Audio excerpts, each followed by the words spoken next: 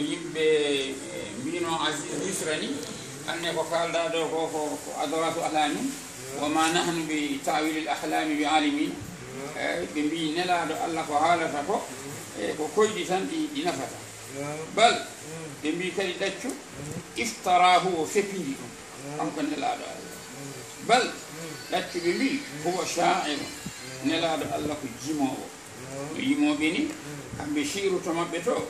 ko jimrinde arabe ɓe jimanno ko wayno Imrul Qaysi en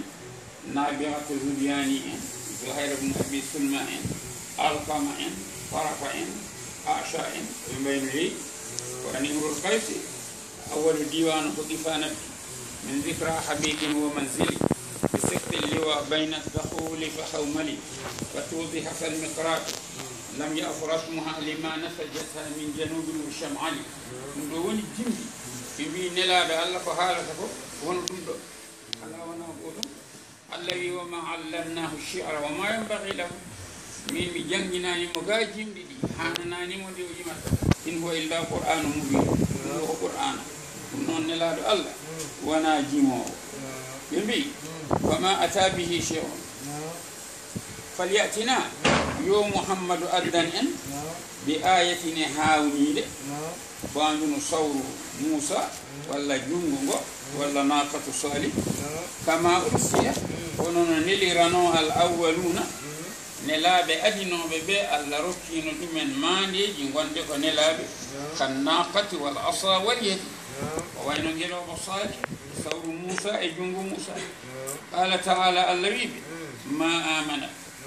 قوم إناني قبلهم كاجنوك من قرية يمبي ورو أحلقناها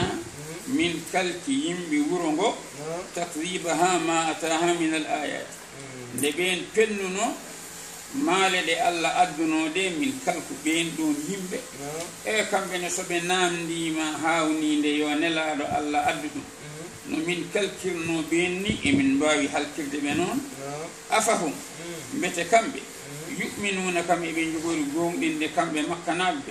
ولا ألا بن قوم دين تا جواب أوفلا بن قوم ديناني سوانا عند بكبا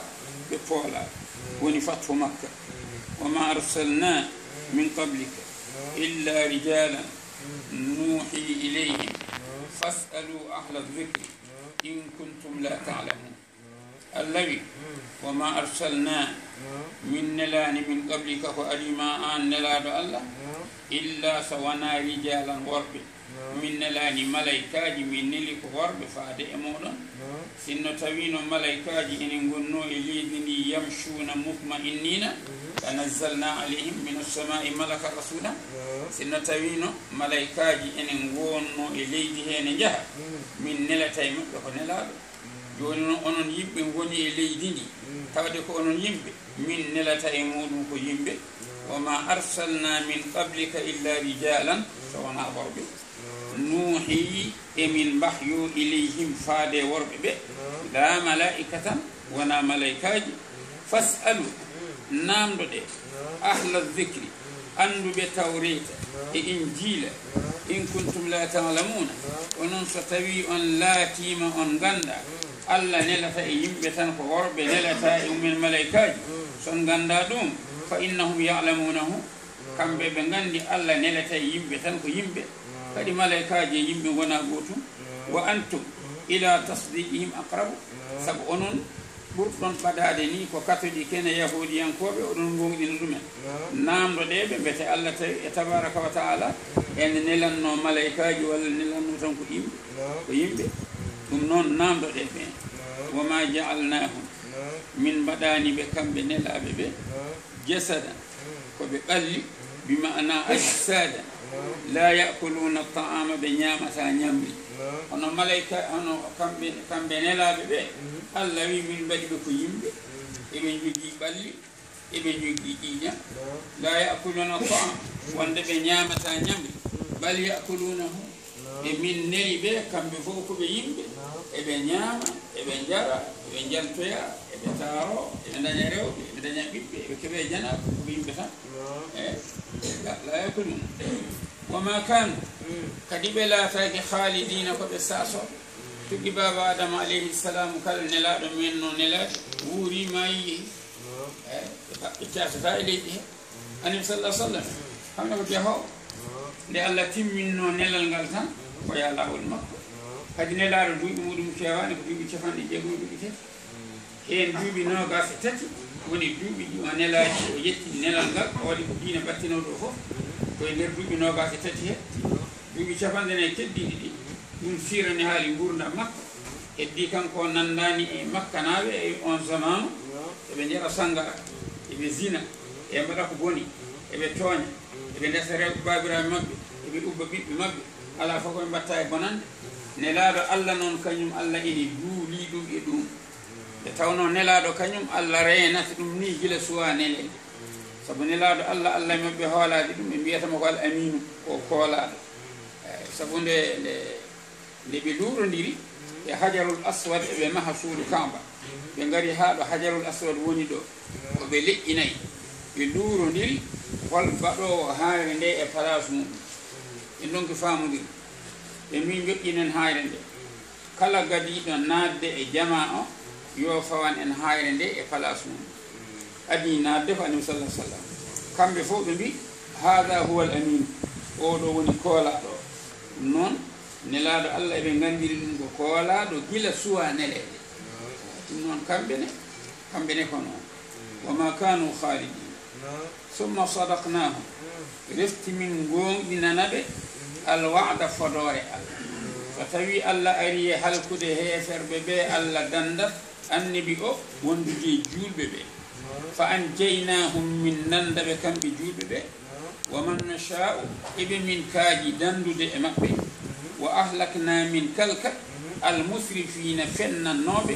annabaɓe ɓe ko wayno qawmu joni huuɗe yimɓe huuɗe ɓen ɗon nde allah tabaraka taala halkiriɓe rihan sarsarande kamɓe julɓe ɓe ɓe jooɗi tan koye nokku hendu ene warato yimɓe ene hela kuɓeje ne taƴa tillisaji ne rondo ngeloba ha dow fiya ɗum e leydi kamɓe julɓe ɓe jooɗi e place ko hendu ɓuɓndu arata e maɓɓe ha balɗe 6 ɗi timmi allah halkiɓe haɓe laaɓi ha heddi fodde ujunnaje nayi neɗɗo gonɗinnoɓe salihuɓe ala ko heeɓi ɓe ɗum woni fa anjaynahum min dandaɓe kamɓe yimɓe julɓe ɓe waman nasha'u ɗum min kaaji dandude ɗum hono gonɗinɓe ɓe wa ahlakna min kalka almusrifina fennunoɓe annabaɓe ɓe noon min mbaɗa ɗum ne kadi min mbawi wadde ɗumi onon makkanaɓe kono noon allahu tabaraka wa taala yaccinani lettude ɓe saabu annabi sallah sallam nde o yaano taif yimɓe boni e makko toon o ummi toon o arti malayika jogiiɗo kaaƴe o wimo joomiraɗo wi kala ko jamirɗam wimi waɗani kaaji ɗiɗi ne goni makka wiyete ko akhshabayni o wi sa yiɗi utabbiqu alayhim l akhshabayni mami nokku kaaje ɗe tan ƴetta mi paɓe toon gasi han jaaha o wi ala allahumma arham qawmi fa innahum la ya'lamun allah yurmo yimɓam ɓe kamɓe ɓe ganda kadi yama jooma allah yaltini e keeteje mabɓe rewoɓe allah ay jeyaɓe hande to makka to ko suudu kaaba to keetere ala toon ɗum noon ko wino ko asallahu an yukhrija min sudurihim man ya'budullah yama jooma allah yaltini keeteje mabɓe rewoɓe allah ɗum noon woni tawde allah ma yaltini keeteje mabɓe rewoɓe allah i allah warataɓe e woni ɓe mbaraka kamɓe ɓe goniri noon lagad anzalna wallahi min tellini ileykum e moɗon onon qouraychiyankoɓe leñol nelaɗo allah ɓe min tellini kitaban deftere fihi woni e deftere nde dicrukum jangtawol moɗon dicrukum teddungal moɗon o wi fihi dicrukum e jissanau aleykum bil jamil woni fihi dicrukum qur'ana mone waɗi teddungal moɗon sabu qur'ana o jippina koye ɗemgal moɗon kala jiɗɗo wawde qur'ana o ma o janga ɗemgal moɗon aw sharafukum walla kitaban fihi sharafukum teddungal mo walla kitaban fihi dicrukum ومواعظكم وأجوج موضن ناني غوني ندر ندو دفتر دون اونون فوتي تينا دي دفتر دي أفلا تعقلون يمبيت on kaɓɓilta tawde allah wi qur'ana on ko jangtawol moni teddungal moɗon woni hen ko haɗi on gonɗinde kadi jogoɗon hakkillaji gonɗi non qur'ana allah noon ne haalanaɓe wa kam qasamna keewi ko min kalki min qaryatini wuro e min ahliha e yimɓe wuro ngo kanat wuro ngo wonino zalimatan komo heeferde wuro ngo ko heeferde wa ansha'na min tagi ba'daha caggal wuro ngo qawman yimɓe akharina woɓɓe min kalki wuro ngo ha laaɓi min gaddi yimɓe woɓɓe ngari gonti e wuro he o wi ɗum ɗo tahdhirul kuffari o rentinde heferɓe min hadihi l ummati e leñol nelaɗo allah an adami l imani wa rujui ila l kufri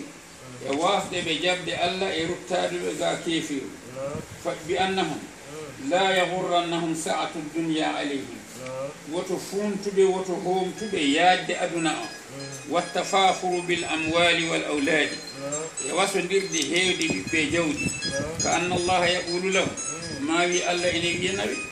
la tabtarru bidhalika woto komtorɗe aduna o fa innana ahlakna kathiran min ahli lqura l kuffari minen min kalki ko ɓuuri hewde yimɓe gure heefere wama jara alayhim yajri aleykum ko arno e maɓɓe kone wawi arde e moɗon wa ahlul qura yimɓe gure ɓe to allah wi wa kam qasamna min qaryatin kanat zalimatan gure ɗe qila al muradu bihim al umamul madiya wiyama ko liƴƴi ɓennuɗi ɗi ka qawmi nuhin wa lutin wa salihin wa shuaibi wayo yimɓe nuhu e yimɓe lutu e yimɓe salih e yimɓe shuaibu e ko wona ɓen وقيل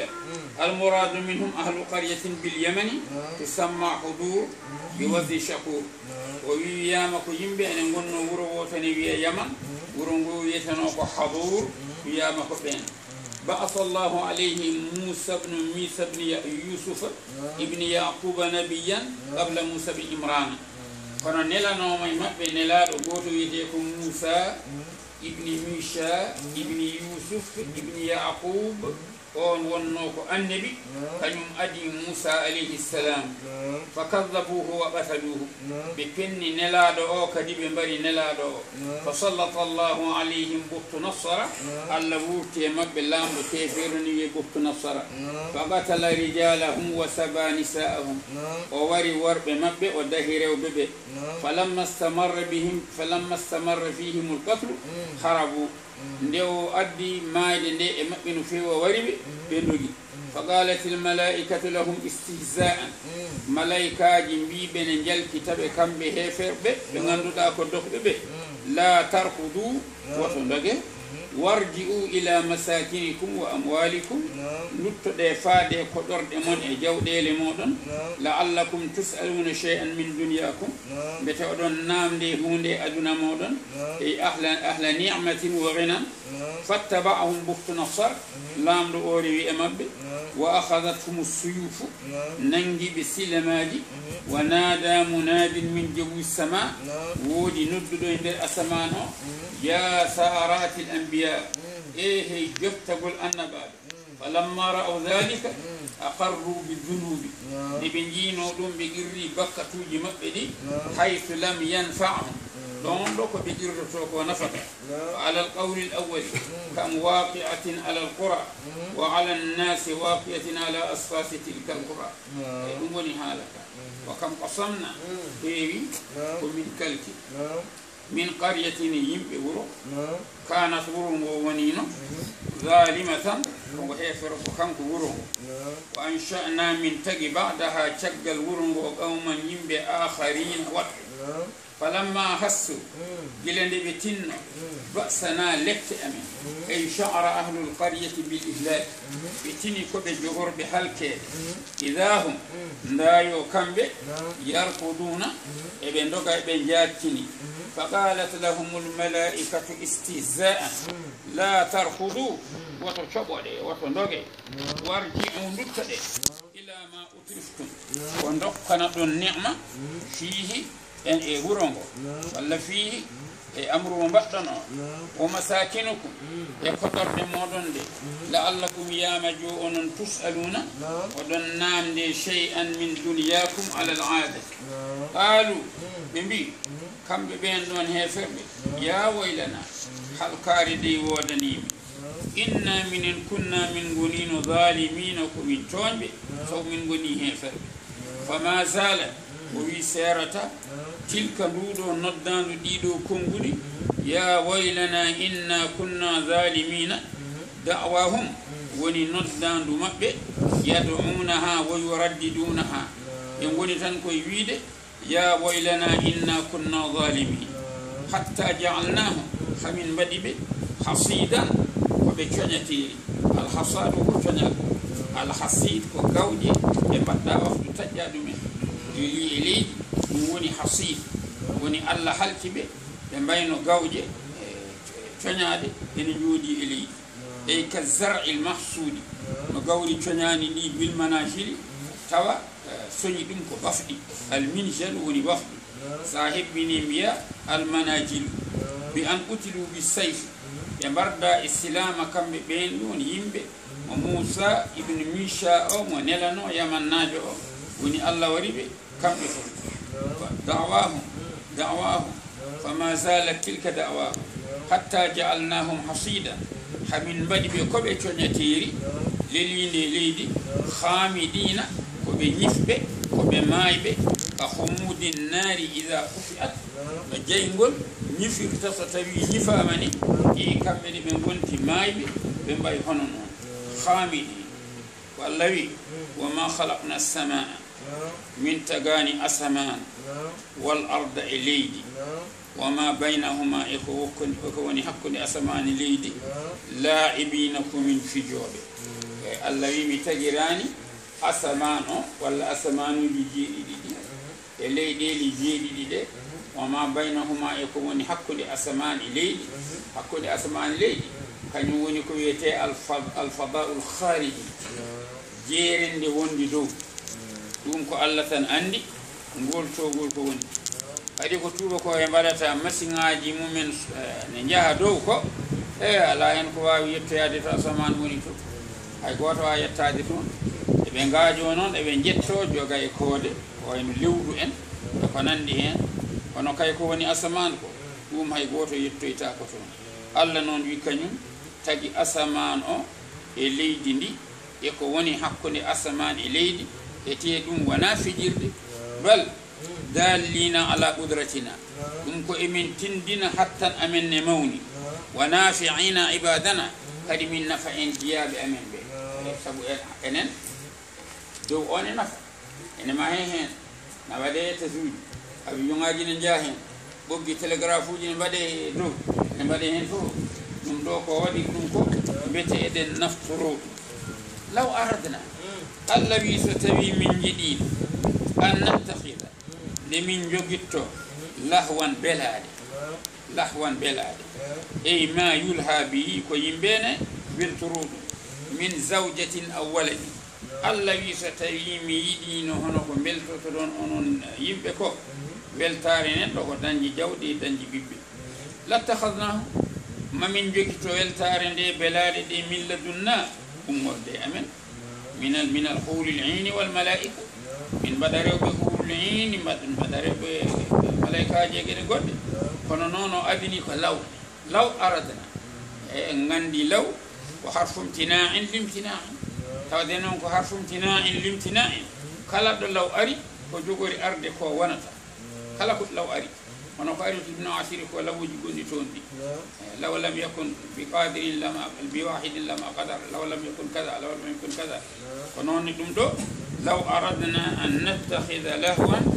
lattakhadnahu min ladunna in kunna fa'il in ko woni fi kunna min latima fa'ilina ko min golloɓe dhalika lakinna lam naf'alu wa lam nurid kono noon min mbaɗani ɗum min jiɗani wadde ɗum woni o jabani hoore makko law aradna an nattakhidha lahwan lattakhadnahu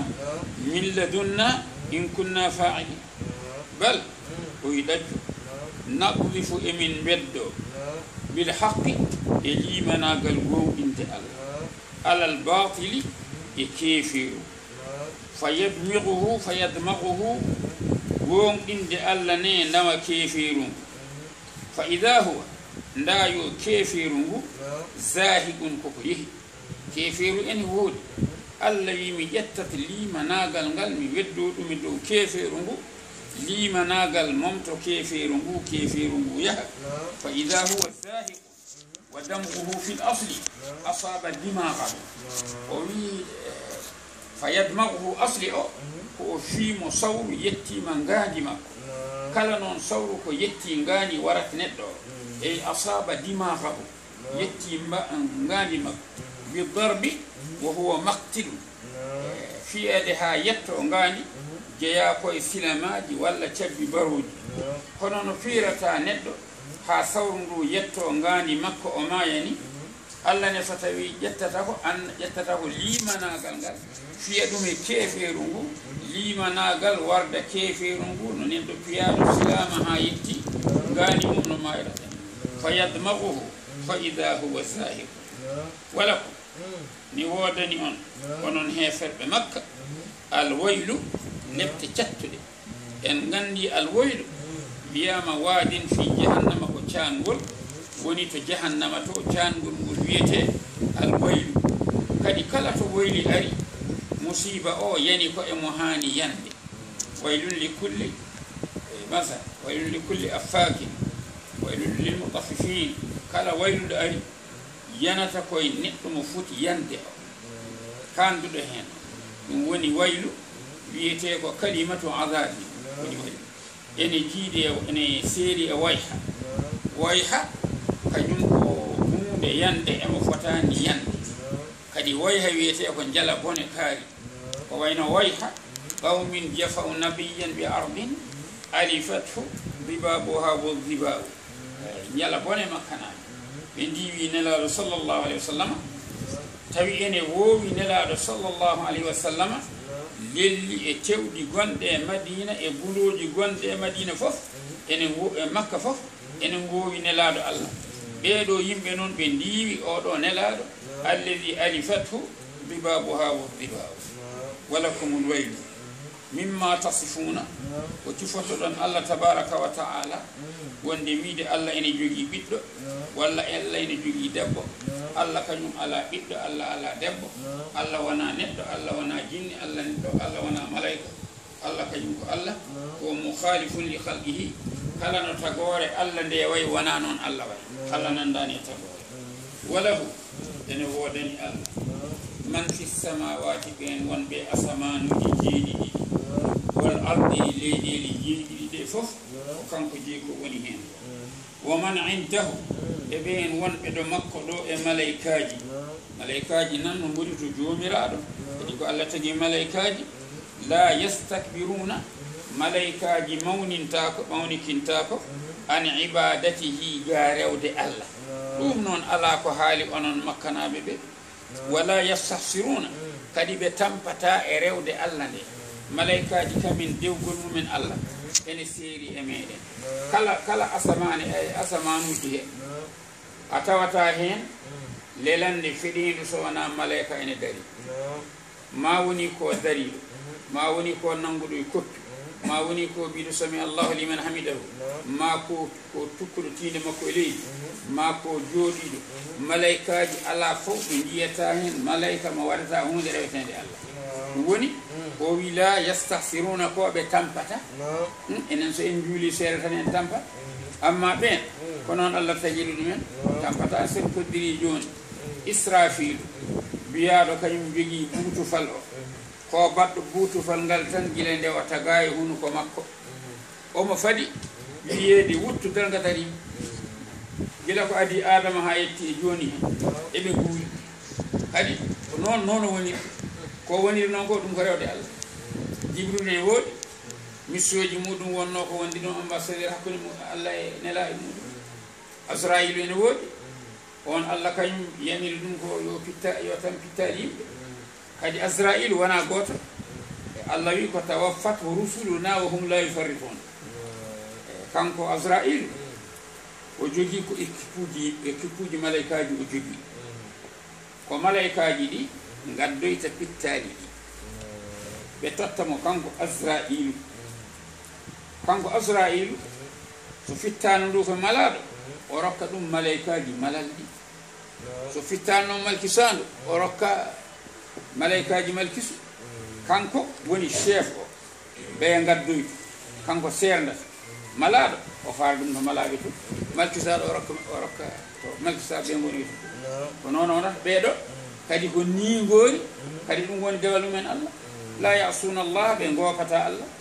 wa yafaluna ma yumaruna kala ko Allah yamiri malaikaji ko ɗum woni ko mbaɗata ko ɗum woni wala yastahsirun ɓe tampata yusabbihuna lleyla eɓe mbaala subhinde jamma wannahara e ñalawma la yafturuna ɓe tampata kamɓe malaikaji ɗi ko noon ɓe goori كالنفس منا فهم منهم كالنفس منا subhinde ɓe jamma e ñalawma eɓe ndewa heen Allah way kono poofirten ni enen joni ko poofeten ko hay gooto e meɗen tinata hen tampe jofe nani gori nder ɓernde mato ko jofe ɗe mbaɗata ni ko jofe ɗe tamtoto ɗum woni ko poofeten ko Allah kadi ene waɗi e weeyo he ko foofirte oxygéne e ko nandi hen so eɗen poofa en tinata nde gooto e meɗen dañi sattende e poofaali mum fof jofe mum won ko heɓi ɗum ko keɓaɗo tuberculose ko dafaɗo rafi ko cimmiɗo ha simmi on wari jofe ɗe walla ko jarɗo sangara ha sangara o bonni jofe ɗe on saha so ari e foofde o daña caɗele o walle no foofiri o waɗe machine aji o nawe réanimation eno gandirɗen ni jomum rankat foofde nawe to machine to walla ɗum foofde malaikaji ɗi noon cuɓhin golmumen jamma e ñalawma way kono goto e men foofirte ni kamɓe ɓe tinata hen tampere kamɓe malaikaji ɗi enen noon eɗen tina tampere hay sinno koye julde tan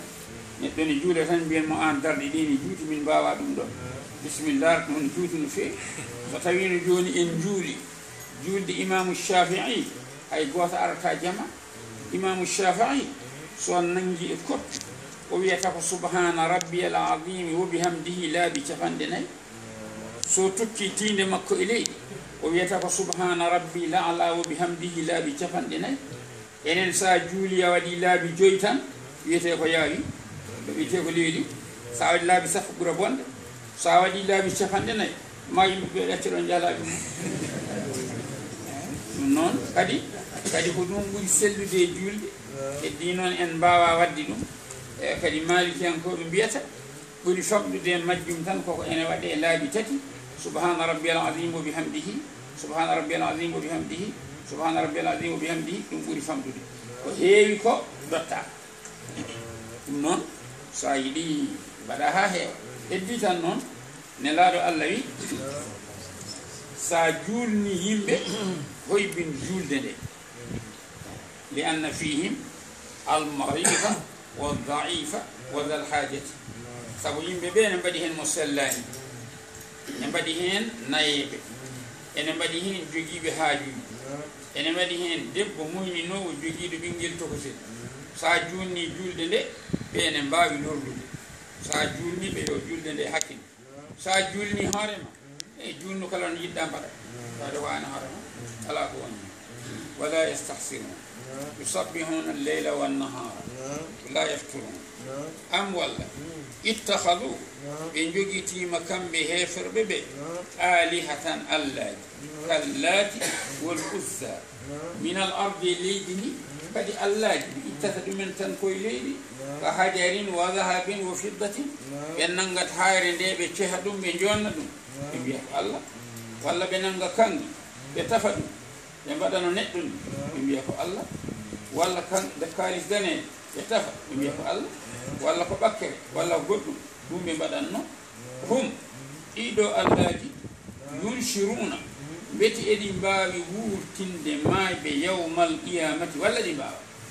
ala ɗi mbawa wurti la wala yakunu ilahan illa man yuhyi l mawta hay gooto waawa wonde Allah so wona Allah guurtinowo maaje o ɗum noon sanamuuji muɗum ɗi mbawa wonde allaji ɗi guurtinta law kana fihima alihatun illa llahu la fasadata fa subhanallahi rabbil arshi amma yasifun la yus'alu amma yaf'alu wa hum yus'alun Allah wi law kana fihima sinno woni noye asamanuji ɗi e leyɗele ɗe alihatun allaji sinno allaji ni gonno dow walla allaji ni leydi he illa llahu so wona Allah la fasadata ma asamanuji ɗi e leyɗele ɗe bonanno sabu lamɓe ɗiɗo ndendata leydi ala so ndendi leydi tan en kaɓat wooda men barɗo goɗɗo heɓta leydi ndi ɗum noon Allah wi en famni en leydi gani gonɗen ndi laamɓe ɗiɗo ndendata o wi to dow e asaman to e leydi ndine sinno ene wonno hen Allah mo wona Allahu tabaraka wa taala leydi ndi e asaman o fof ma bonanno sabu ɓe kaɓat ɗum noon ɗiɗo gondata laamɓe ɗiɗo leydi goti laamɓe ɗiɗo ni tan ne keeɗa kaɓat en jii ɗum wona goo wona ɗiɗi wona tati ɗum noon Allah ko kañum tan gooto woodi Allah goɗɗo ala harajata an nidamihim on saha asamanuji ɗi e leyɗele ɗe nattat waade hono no mbano almushahadi li wujudi tamanuki baynahum sabu moni hen fof ma salo lamɗo goɗɗo o ala wafqin aadati e hawrude e aada ko noon mbiyata ko addanta yimɓe saafo eɗen jiya kudetaji mbaɗa e leydi one wonno oɗo yaaha ɓeyɗiɗo gonda e leydi he moni foni woni contre goɗɗo o goɗɗo o liga goɗɗo o ɗum kam en jii ɗum ha heewi wafqa al adati inde taaddudi l hakimi min attamanun sabu so tawi laamɓe ɓe ɓe keewi tan moni fof ɓañat goɗɗo o fi chey o adame l ittifaqi aleyhi kadi ɓe mbawa hawrude e hunde wotere kamɓe laamɓe ɓe ɗum noon so tawi won laamɓe walla allaji gonno e asamanuji ɗi e leyɗele ɗe ma asamanuji ɗi e leyɗele ɗe patat sabu laamɓe ɗiɗo mbawa wondude e nokku goto fa subhanallah senade wodani Allah alladina on Allah fa subhanallah senade wodani Allah rabbi woni tagɗo al arshi hono danki makko al arshi e al kursi kadi kanko tagi ɗeɗo gueɗe ɗiɗi fof amma yasifuna ko cifota ɗon Allah onon heferɓe ɓe mbiɗon Allah ene jogii dendi ɗiɗo goɗɗo kal laati wal uzza on ne rewe no Allah rewirte ni Allah si ene seni e ɗum Allah la yusalu Allah namdetake amma yafalu ko Allah waɗata wiide Allah an holko mbaɗirɗa ɗum ala Allah namdetake wohum tagore nde yusaluna eɓe namde ga golle maɓɓe kala ko mbaɗɗen malaikaji mbindat mofte ha ngaren yawmal qiyamati yaltine amma Allahu tabaraka wa taala ko waɗata ko la yusalu Allah namdetake amma yafalu ala ko enen namdete Allah ala hen am ittakhadu walla ɓe jogitima min dunihi ga Allah alihatan allahi kamɓe hetan holi wi haatu gadde burhanakum dalilu moɗon ala dhalika wonde allaji ne ngoodi la sabila ileyhi laawol ala e ɗum allaji ngoodani woodi tan ko Allah haatu noon ko ismu fiilu amrin wiyete ismu fiilu amrin haatu ismu fiilu amrin ene woodi fiilul amri ene woodi ismu fiilil amri ene woodi ismu fiilu maadi ko wayno hayhata lima tuaduna ko ismu fiilu maadi haatu burhanakum ɗum ɗo ismu fiilu amrin ismu fiilu amrin noon kala ismu fiilu amrin mo nunu tawkidi alkhafifa walla saqila wawa naadde e muɗum fa innahu ismu fiili ɗum woni ismu fiili haatu o ko hen jeeya hada ɗum ɗo micro ko qur'ana mamma iya ɓen wonduɓe am e leñolam ngol ɗum ɗo woni qur'ana maɓɓe mo jogiɗen wo micro woni kadi qur'ana walla defte man qabli ɓen adinoɓe mi minal umami wa huwa tawratu wal injil ɓenne defte min gonno ko tawreta injil wa gayruhuma min kutubillahi eko wana ɗeɗo defte ɗiɗe defte Allah laysa fi wahidin minha annama allahi ilahan mimma qalu